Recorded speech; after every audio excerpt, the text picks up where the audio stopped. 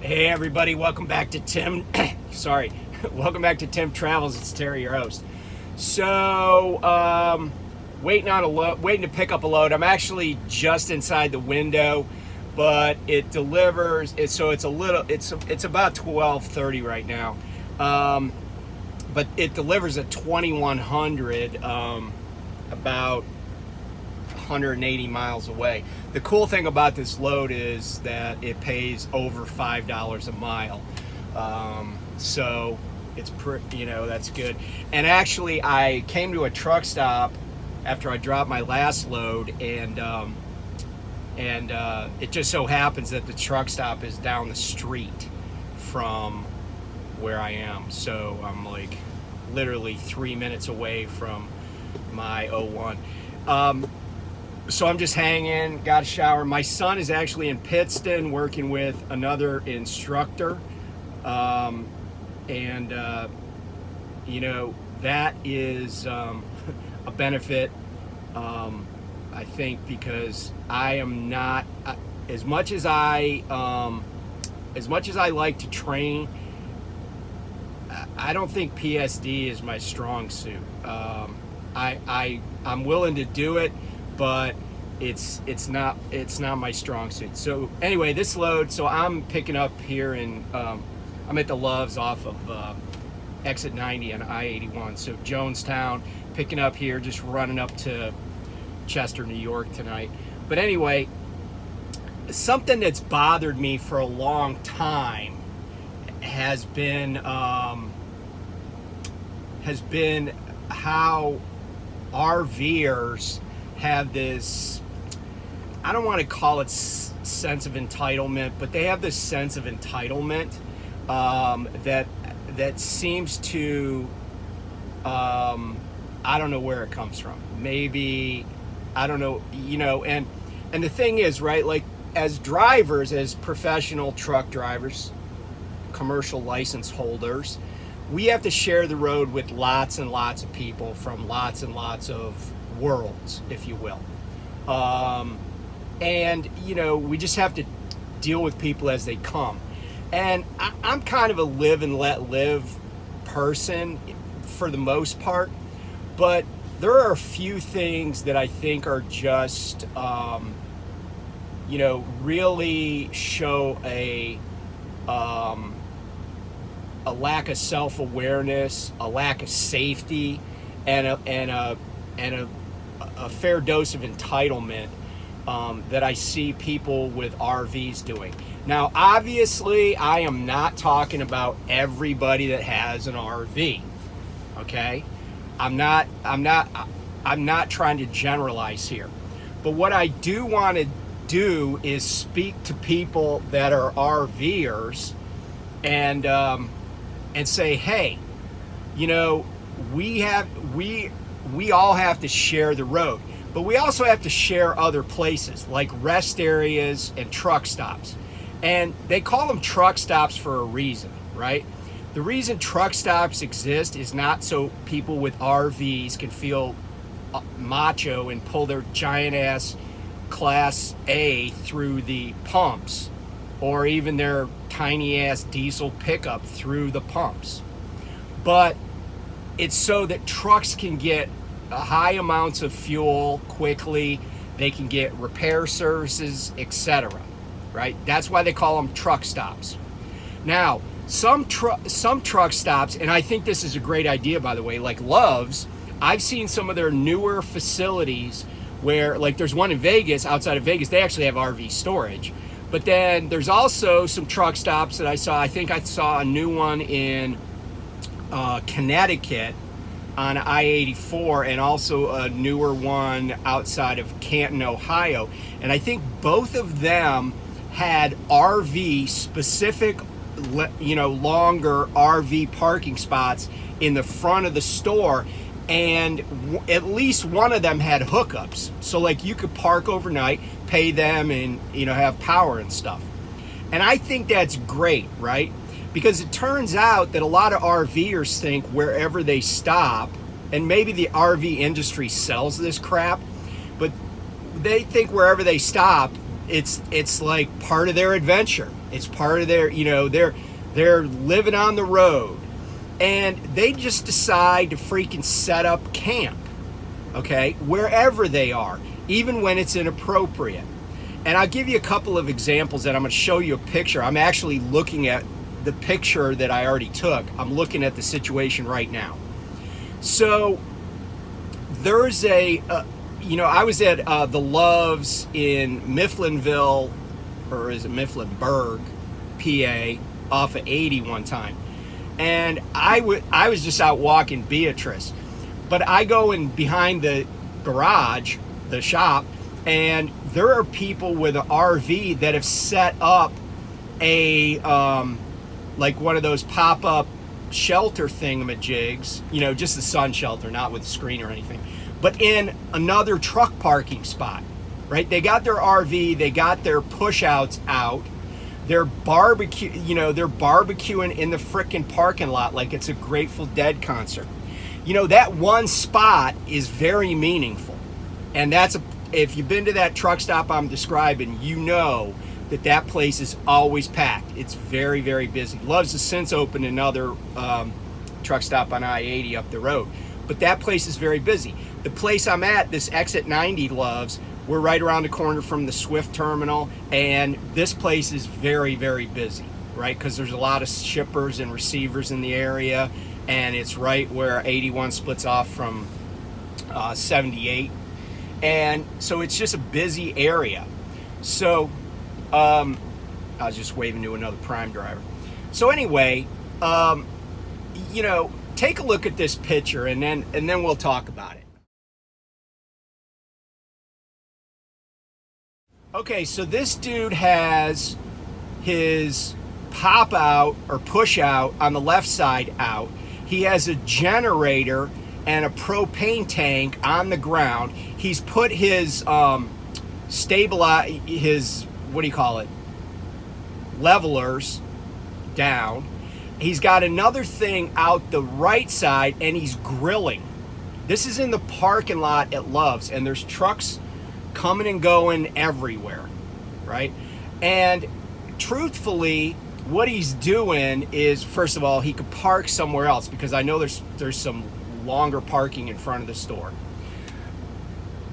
But I don't have a problem with the fact that he just decided to come back here. And I can't tell if he's a transporter, but I really don't care, because they're not truck drivers. They're just and I don't even care if you got a CDL. If you're driving a pickup truck, you're not a truck driver. You're a guy with a pickup and an RV on the back.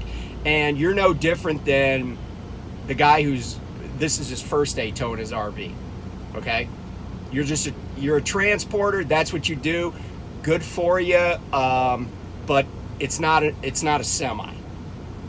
And so anyway, this guy is taking up more space than his own parking spot, because that pop out is over the line. And while there's plenty of space here right now because it's the middle of the day, I see this at rest areas. I had to pull into a spot the other day, and I can't remember, maybe it was in Tennessee. It was at a rest area. This guy was right on the line and then pushed his steps out. His steps were over the line, and this was quite tight. And I was pulling in there really slowly. Then he finally he's outside talking to the dude with the bigger RV that took up 2 truck parking spots.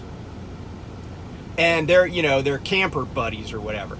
And then he comes over and he wants to get between my truck and his vehicle, even though I wasn't going to hit his steps.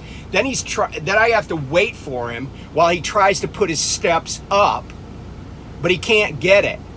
And in my mind, I'm just like, get the F out of my way. I'm not going to hit you, but I shouldn't have to literally inch my truck in just because you're inconsiderate. So this is one aspect of it. The other thing that RVers should know is this: you can get to the top of most hills before we can if we're fully loaded. You're going to crest, but here's what you really should not do. don't crest that hill, and because you're going slower than cars behind you, decide, oh, I'm gonna just go and put or just cut in front of this truck right as he crests this hill. Because guess what happens? You know, there's some physics thing that says that weight starts to pick up speed as it descends a hill, and you're going to continue to be on your cruise control at, you know, whatever speed you were going, 65 miles an hour, but maybe we're in a 70 zone, and that truck now that weighs 75,000 pounds wants to, you know, because he went 40 up the mountain, he wants to go down the mountain faster, and he'd like to at least do the posted speed limit, but now you're in his way. Okay? And don't get me wrong, cars do this too.